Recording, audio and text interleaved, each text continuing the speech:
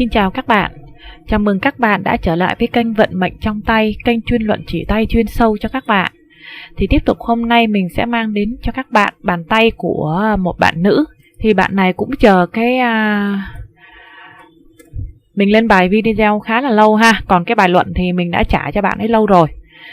Thì ở đây là trước khi xét vào những cái chi tiết ở trong cái đường chỉ tay của bạn, thì chúng ta sẽ đi xét trước về cái tướng tay. Phần tướng tay thì chúng ta sẽ đi xét về các ngón tay và lòng bàn tay, thì chúng ta sẽ biết được những cái đôi nét về cái tính cách cũng như là con người của bạn này ha. Ở đây thì bạn này có lòng bàn tay hình chữ nhật ha. Đấy. Mình đã so sánh hết tất cả các hình ảnh mà bạn ấy gửi cho mình rồi ha. Nếu mà nhìn không kỹ thì sẽ rất là nghĩ bạn này sẽ có bàn tay là hình oval á, hình tròn á. Thì người có lòng bàn tay hình chữ nhật đó thì thể hiện là khá là mơ mộng, nhiệt tình, nhiều cảm xúc, sắc bén, nhạy cảm, có thể giao lưu dễ dàng với tất cả mọi người, mọi tính cách khác nhau nhờ vào cái sự cởi mở, đáng tin của mình. Nhưng trong sâu thẳm ở nội tâm thì lại không thật sự mở lòng với bất cứ ai và khó có thể tìm đến ai để chia sẻ nỗi lòng của mình. Có thể dễ dàng cho ai đó lời khuyên nhưng lại khó có thể thực hiện những cái lời khuyên đó cho bản thân. Đầu các ngón tay hình nón. Đây. Chủ về nghệ thuật, trực giác, giàu cảm xúc, tính sáng tạo, dễ đồng cảm nhưng tâm trạng thường không ổn định. Ngón cái của bạn này rất là lớn này, dài ha. Và một cái điều nữa, nếu mà những bạn nào mà hay xem các bài viết của mình thì sẽ thấy đây. Ngoài ra bạn này có cái đường chỉ tay tam xuyên ha. Đó.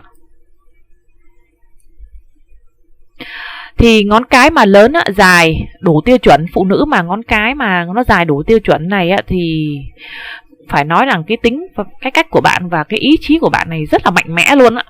Đó, bạn này nói được làm được nha. Đó. Thì cho thấy là bạn có can đảm, có ý chí mạnh mẽ, có trí tuệ, suy nghĩ sâu sắc, tính cách thì cởi mở, độc lập, phóng khoáng, ý chí rất là kiên cường và rất là dễ thích ứng với xã hội. Đốt thứ hai, ngón giữa dài hơn đốt thứ nhất đây. Con mắt của bạn này rất là to này.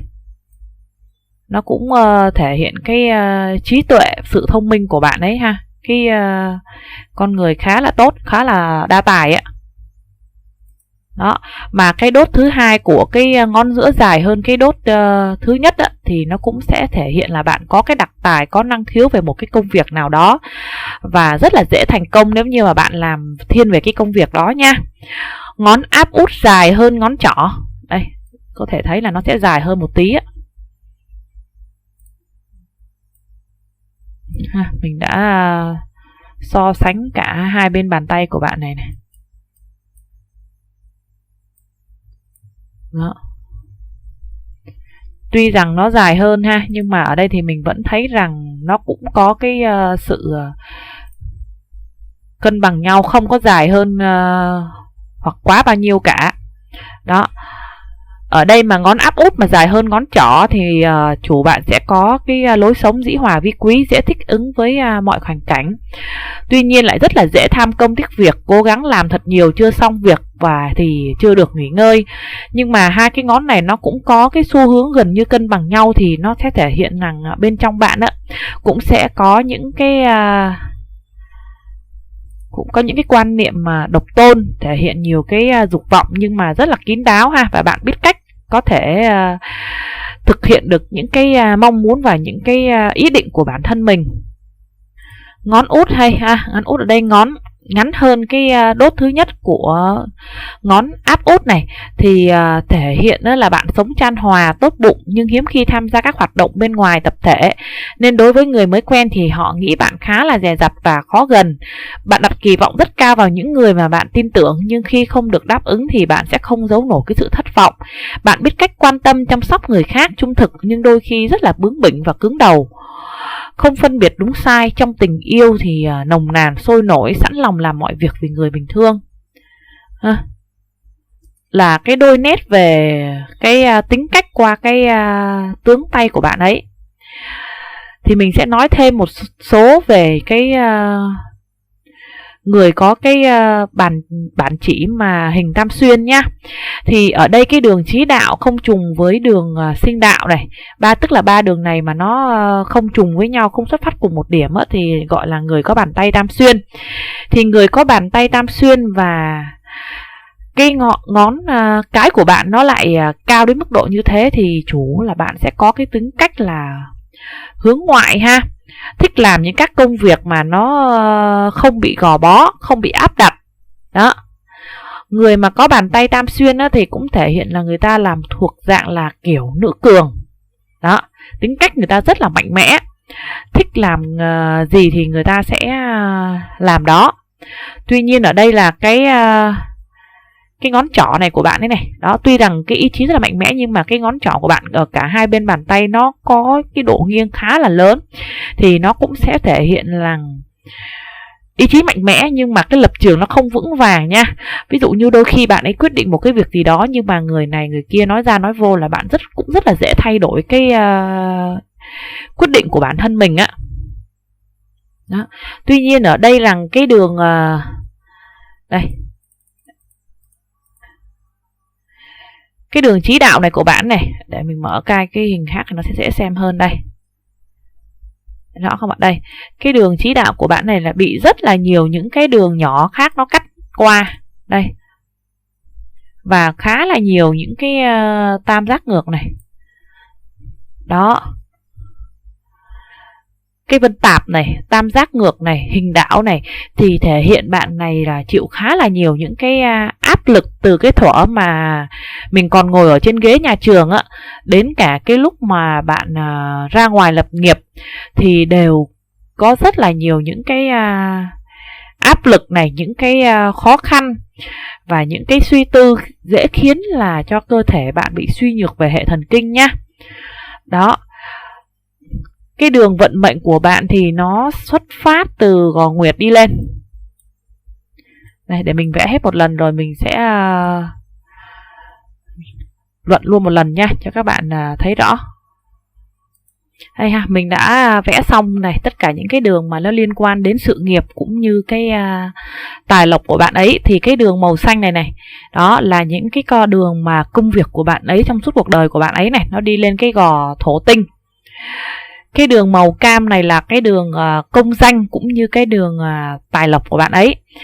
Cái đường màu xanh lá cây này là cái đường may mắn, cái đường tiền tài. Đó ha. Thường là cái đường màu xanh này nó kết hợp với cái đường màu cam này nó rất là tốt nha. Đó. Nó thể hiện cái sự phát ở trong cái vấn đề tài lộc cũng như công danh đó. Người mà có cái đường thương mại này, đường may mắn này, hoặc là cái đường sự nghiệp này mà không có cái đường công danh này mà nó đi kèm vô thì nó cũng không có thể hiện được cái sự thành công ở trong cuộc sống nha. Đó, cái đường màu đen này là những cái sự cản trở ở trong cái công việc của bạn ấy. Cái đường màu đỏ này là những cái đường vân quý nhân này. Đó, còn cái đường màu vàng này là cái đường vân thiên di, đi xa ha. Đó, có thể là đi du lịch hoặc là xuất ngoại nha. Thì ở đây là bạn ấy có cái đường vận mệnh nó xuất phát từ gò nguyệt mà có nhiều nhánh nhỏ, thủ chủ bạn ra ngoài lập nghiệp thì sẽ dễ gặp được nhiều quý nhân trợ giúp đây ha. Đây cái đường màu xanh này, có những cái đường màu đỏ này. Đó, giai đoạn ban đầu thì khi bạn ấy lập nghiệp bạn nhận được rất là nhiều những cái sự giúp đỡ từ quý nhân này. Ở đây bạn có cái công việc bắt đầu từ những cái năm 23, 24 và bạn sẽ làm đến độ khoảng chừng 35 ha. Ban đầu thì những công việc này, tại sao mình cạch đứt này là bởi vì nó mờ nên ban đầu cái công việc này của bạn ấy nó sẽ không có tốt. Phải từ 30 tuổi trở lên thì nó mới trở thành cái nguồn thu nhập chính của bạn này. Vào năm 30 đây, 30, 32, 31, 34 thì bạn có 2 lần muốn chuyển hướng công việc khác. Thì trong đó vào các năm 26, 30, 31, 32, 33, 34 thì dễ có cái sự thay đổi hoặc là trở ngại công việc. Từ 34 cho đến 43 ha, đây. Đấy. Thì bạn sẽ có công việc số 2 và sẽ có cái sự trở ngại hoặc thay đổi vào các năm 36, 38, 39, 41, 42 và 43 ha. Đây là cái đường này của bạn này, một đường, hai đường này. Đó. Khoảng 26, 27 đây thì bạn ấy có thêm một cái công việc phụ nữa. Và cái công việc này là nhờ sự nỗ lực của bản thân mà có. Sau 40 thì bạn sẽ có thêm khoảng 4 cái công việc khác nữa, là ở đây tính cả cái công việc phụ và công việc chính. Đó. Ở đây các công việc bạn làm thì nó cũng ở đây mình cũng thấy là nó chỉ ở cái mức là bình bình, chứ không có cái sự mà giống như là nó vụt lên một phát một đấy. Đó. Ở đây bạn có cái đường vận may này. Đây. Tuy rằng cái đường vận may này nó đã tạo thành cái hình mà giống như dạng thác đổ, nhưng mà những cái đường này nó vẫn còn khá là ngắn và nó khá là mờ, thì nó cũng thể hiện rằng cái tài lộc của bạn á, tuy nó vào nó cũng khá là thuận nha, nhưng mà nó không có đều, lúc có lúc không. Đó, và ở đây là mình thấy là còn khá là nhiều những cái sự thoát tài ra ngoài, không giữ được tiền. Đó, thì vào các năm 14, 18, 21, 26, 28, 29, 32, 38, 39, 41, 46, 48, 49 thì sẽ xảy ra những cái sự thất thoát hoặc mất mát về vấn đề tiền bạc. Nên bạn hãy hạn chế cho vay hoặc là đầu tư lớn nha. Đó. Ngoài ra bạn cũng sẽ có những cái sự thành công hoặc mang đến những cái tài lộc vào các năm 33, 37, 42, 43, 44 và 47. Đó. Thì ở đây mình sẽ thấy bạn có cái đây, cái nhà ha, cái nhà khá là lớn này, và khả năng ở đây mình thấy cũng khả năng là bạn sẽ mở tiệm ở trong cái nhà này, hoặc là mở cái cơ sở gì trong cái nhà, tại vì mình thấy cái nhà này nó sẽ mang đến lại cho bạn cái nguồn tài lộc này. Đây, hơi mờ ha mọi người, có nhìn kỹ một tí nha. Đây. Đó.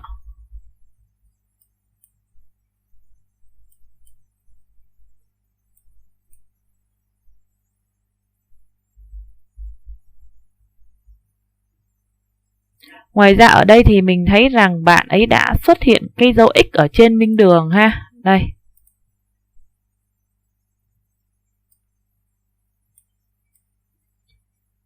Đó. Mà cái dấu X này chia cái độ lớn tới phải nói là 30, 70 đó, thậm chí là nó lên đến 20, 80, thì nó cũng sẽ thể hiện rằng ở trong đời của bạn ấy sẽ có xảy ra cái sự mất mát về tiền bạc do vấn đề về tin người nha, nó chủ về vật chất đó. Đó, ví dụ như bạn cho người ta vay 100 triệu đi thì cũng sẽ phải mất là từ 70 triệu cho đến 80 triệu trở lên nha, tùy vào cái vật chất mà bạn bỏ ra. Ngoài ra người có dấu X ở trên minh đường thì khá là tâm linh và trực giác, và trong đời người ta dễ có những cái lần mà nó thập tử nhất sinh nhưng mà nó may mắn thoát được ha. Đó, ở đây thì bạn ấy xuất hiện cái dấu X này. Mà ở trên đây này bạn ấy cũng có cái khe này này, đấy. Cái gò đây, cái gò mà đường sinh đạo này nó ôm một phần ở cái gò kim tinh này, nó cũng khá là lớn này, cũng thể hiện là cái sự hào phóng ở trong cái khoản mà chi tiêu hoặc là tiếp đãi bạn bè á. Bởi vì sau này là đây là cái đường sinh đạo này, bắt đầu là sau những cái giai đoạn về hậu vận nó bắt đầu nó ôm lại này, thì có thể là sau khi mà trải qua được những cái bài học của cuộc đời á, thì bạn ấy cũng rút ra được những kinh nghiệm cho bản thân, và bạn ấy bắt đầu có xu hướng là cái đường sinh đạo nó không có vòng ra ngoài nữa mà nó ôm vào trong ha, cũng thể hiện rằng sau này bạn sẽ có cái xu hướng là giống như là nó tĩnh tâm lại á. Đó, nó khép lòng mình lại này, nó sẽ không có còn thoải mái giống như những cái trước đây nữa, như hồi trẻ nữa nha. Đó, về sau này về phần hậu vận của bạn ấy á. Đó, sau khi mà trải qua được những cái bài học của cuộc đời á. Này, gò mộc tinh của bạn ấy cũng khá là cao này, bạn ấy cũng bắt đầu hình thành đóng những cái vân hình ô vuông này. Chủ cũng sẽ có, thứ nhất là sẽ có lộc về đất đai thì nha. Cái thứ hai á, là sẽ có cái địa vị và cái tiếng nói ở trong cái sự nghiệp của bạn ấy ạ. Đó.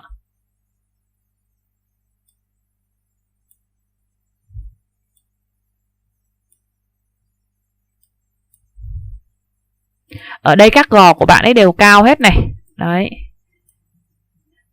Đây. Đốt thứ ba của cái ngón út nó cũng khá là đầy đặn và to này. Như lúc nãy bạn ấy bắt đầu xuất hiện có cả những cái đường thương mại với đường đây đường công danh và cũng như cái đường tiền này. Tuy rằng bây giờ nó hơi khá là mờ nha, nhưng mà nếu bạn ấy mà ra kinh doanh thì nó cũng rất là thuận nhá. Đó, sau này cũng sẽ tạo dựng được cho mình những cái sự thành công á. Đây, những cái đường vận may nó xuất phát từ trong cái gò kim tinh, thể hiện rằng những cái vận may này của bạn ấy và những cái tài lộc của bạn ấy cũng có được cái sự trợ giúp từ bên trong những người trong gia đình nhá. Đó. Về cái sức khỏe cũng như cái gia đạo của bạn ấy đây ha, mình xóa hết mấy cái này đi để vẽ cho dễ. Đó, thì ở đây là bạn ấy có một cái đường sinh đạo ôm một cái vòng kim tinh rất là lớn nha. Đây, nó ôm về mé bên cái vòng cổ tay luôn.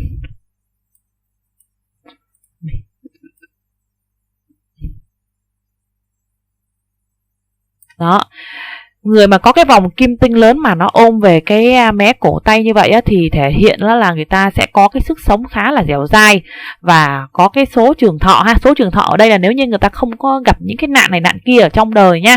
Còn ở đây tức là người ta có cái số trường thọ là số về hậu vận người ta sẽ sống được rất là cao tuổi á. Đó. Tuy nhiên ở đây á, thì cái bản chỉ của bạn khá là nhòe, thì nó cũng sẽ thể hiện được cái thể chất ở bên trong á, nó cũng không có được tốt lắm nha. Tại vì cái đường sinh đạo của bạn này nó xuất hiện khá là nhiều những cái đường vân tua rua nối nhau á. Đây này, cái giai đoạn này này. Đó. Nó còn bị ám đen nữa thì nó cũng thể hiện cái đời sống tinh thần của bạn nó cũng không có được tốt nha. Đó. Mà ở đây các đường vân tua rua nối nhau thì nó cũng sẽ là dấu hiệu của cái bệnh đường ruột mãn tính. Ngoài ra thì còn đóng thêm các hình thoi và hình đảo chủ có thêm dấu hiệu về các chức năng dạ dày nó suy giảm ạ. Đây này.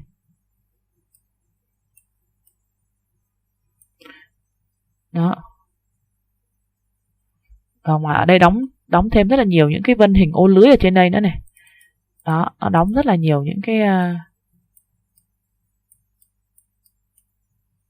vân hình ô lưới trên đây này. Đó.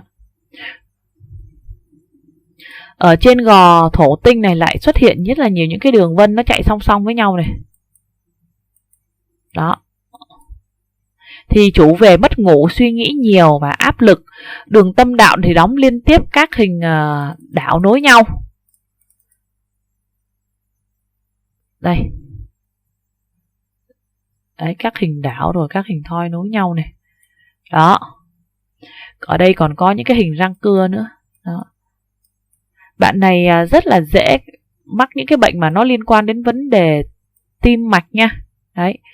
Và nó làm ảnh hưởng đến cái hệ thần kinh của bạn, dễ bị suy nhược á. Đây, cái mé bên tay phải của bạn này nó đã có dấu hiệu hình thành rồi đây này. Thậm chí nó đã hình thành rồi đây. Đấy. Bạn phải nhớ là ở trên cái chỗ đường chí đạo này là nó sẽ thể hiện cho vấn đề tim mạch, tâm thất trái và tâm thất phải nha. Đó, còn ở trên cái đường tâm đạo này là nó thể hiện cho trung khu thần kinh. Đó.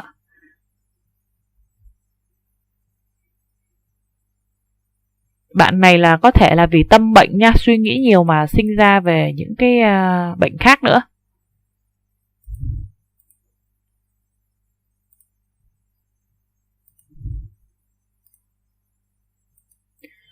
Đó, thì nó sẽ xuất hiện thêm những cái vấn đề về tim mạch này, huyết áp này, thiếu máu lên não này, hay chóng mặt, mệt mỏi này. Đó.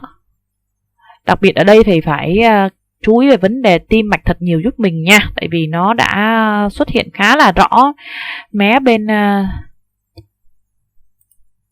tay trái rồi. Đó, đây, mé bên tay phải nó cũng đã hình thành rồi đây này. Đấy.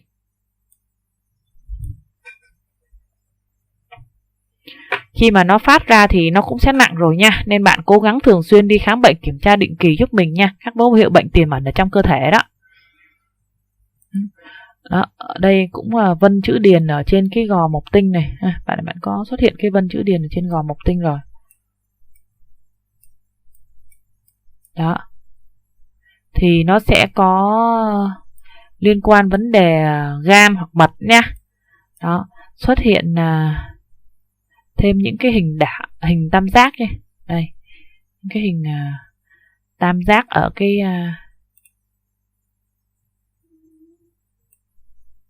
này. Thì ở trong đời cũng phải xảy ra những cái vấn đề mà dao kéo ở trong cơ thể nha. Đó. Đây này, 3 cái tam giác lận. Đấy, chú ý vấn đề dao kéo trong cơ thể. Ngoài ra ở đây nó còn xuất hiện một cái hình ở trong tam giác bên trong nữa nha. Đó. Tam giác ở bên ngoài là nó sẽ nói vấn đề là có nặng, nhưng mà tam giác ngược lại ở bên trong thì nó sẽ càng nặng hơn. Ví dụ như tam giác ở bên ngoài đi, bạn sẽ dao kéo phẫu thuật khoảng chừng nằm khoảng chừng 3 ngày bạn về đi, nhưng mà cái tam giác ở bên trong này nó sẽ nặng hơn. Ví dụ đáng lẽ ra là nằm bệnh viện khoảng chừng 3 ngày thôi, nhưng tam giác trong nó sẽ nằm bệnh viện cho đến cả tháng rồi chẳng hạn. Đó ha. Và khả năng ở đây sẽ có 1 lần là tiểu phẫu và 2 lần là phẫu thuật cũng là lớn nha. Đó, tam giác càng nhỏ thì cái sự phẫu thuật của nó đụng chạm dao kéo cơ thể nó sẽ càng lớn nha. Đó, ở đây thì mình khuyên là cái vấn đề về sức khỏe, tuy rằng bản thân mình có cái số trường thọ á, nhưng mà nó cũng khá là nhiều những cái bệnh tiềm ẩn ở trong cơ thể đó. Đó, mình cần phải chú ý. Thì ở trong đời bạn thì bạn sẽ trải qua những cái trở ngại và các nạn vào các năm này. Trước năm 13 tuổi ở đây thì mình thấy bạn có khá là nhiều những cái nạn này. Đây.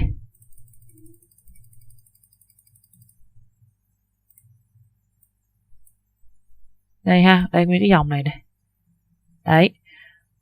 Khá là nhiều những cái nạn vào những cái năm trước 13 tuổi nha, 10 tuổi này, 12, 14, 15, 16, 18, 21, 22, 23, 25, 26, 27, 28, 29, 30, 34, 35, 37. Đó. Vì ở sau cái đoạn đó thì bạn chụp khá mờ nên mình sẽ không thể soi tiếp cho bạn này. Đó, ngoài những cái vấn đề mà nạn ở trong đời ra thì ở đây là những cái đường này này mà nó cứ nhỏ bắt đầu là nó phóng ra này, thì nó cũng sẽ thể hiện rằng những cái tâm tư tình cảm của bạn nó bị kiềm nén và bạn phát tiết nó ra ngoài đó ha. Đó. Ngoài ra thì ở đây chú ý dùm cho mình những cái vấn đề mà nó liên quan đến tai nạn xe cộ này, dễ gặp những cái tai nạn bất ngờ nhưng mà may mắn thoát chết ạ, hoặc là những cái tai nạn mà té cao dễ bị các vật nhọn làm cho chảy máu nha. Đó, thì chú ý dùm thêm cho mình những cái đấy. Ngoài ra ở đây này kỳ cái bạn ấy, đây nó cũng sẽ thể hiện cái vấn đề mà mang tính mà về bệnh tim này. Đây, vấn đề xương khớp của bạn ấy đây này. Đây, cái ngón này nó cong queo này thì ở đây là bên cái phần đốt sống cổ ấy nha. Đó, những cái ngón này mà nó cong út này này, mà nó cong lên như vậy này thì đó cũng thể hiện là có vấn đề về tim mạch đó. Đó, nên bạn phải chú ý giúp mình. Đó, bạn này có rất là nhiều những cái vấn đề ở trong cái phần sức khỏe.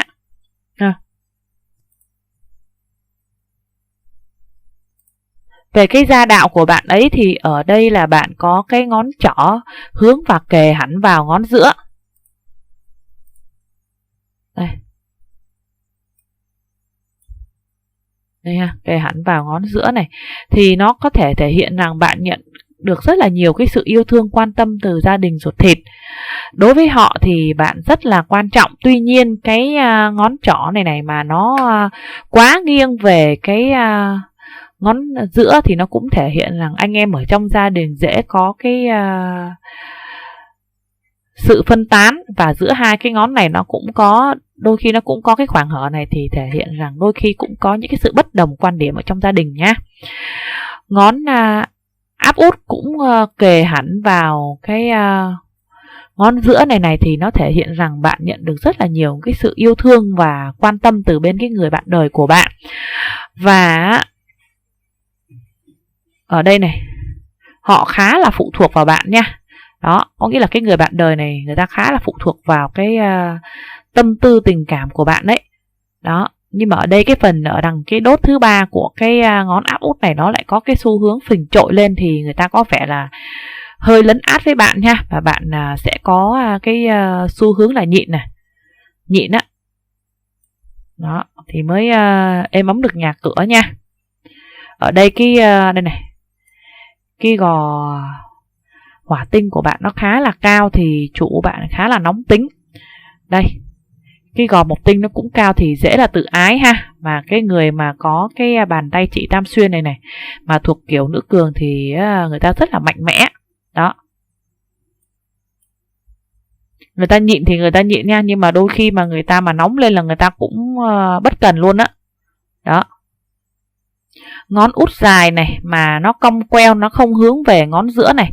Chủ ở đây là bạn sẽ không có thời gian chăm con lúc còn nhỏ, và bạn có xu hướng là bạn gửi con nhờ người khác chăm hộ, nên tình cảm mẹ con ở đây nó không có khăng khít ha.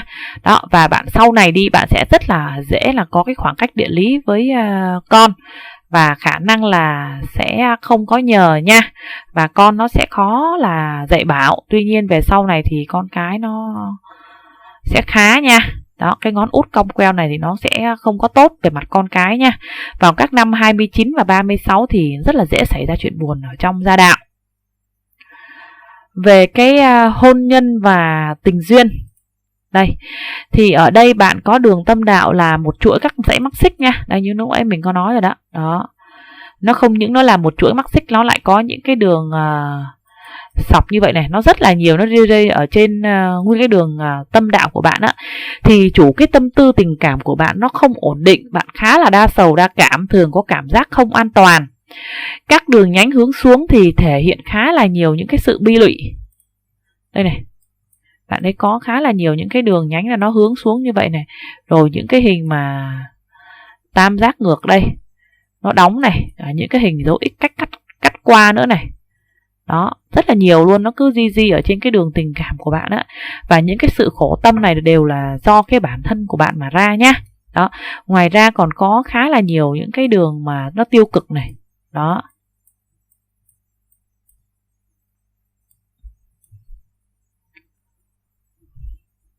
Đó. Thể hiện rằng bạn có khá là nhiều những cái sự bi lụy, đau khổ, buồn phiền ở trong vấn đề tình cảm, và có cái khuynh hướng kiềm chế ở trong lòng không giải bày ra, thì rất là dễ khiến bản thân càng bị tổn thương và có nhiều cái sự thất vọng ha. Các đường tiêu cực ở trong hôn nhân này ám chỉ là ví dụ như mỗi lần mà có những cái sự bất đồng quan điểm, tranh cãi trong gia đình hoặc là đỉnh điểm lên thì bạn hay có suy nghĩ là thứ nhất là có thể là muốn ly hôn hoặc là sợ ly hôn chẳng hạn. Nếu như mà những cái suy nghĩ tiêu cực này nó xuất hiện càng ngày càng nhiều thì nó rất là dễ trở thành sự thật nha. Đó. Thì vào các năm là 24, 25, 26, 32, 35, 37, 39, 40, 42, 44 thì rất là dễ xảy ra những cái sóng gió ở trong chuyện tình cảm. Mà ở đây là bạn lại có hai cái đường hôn nhân này.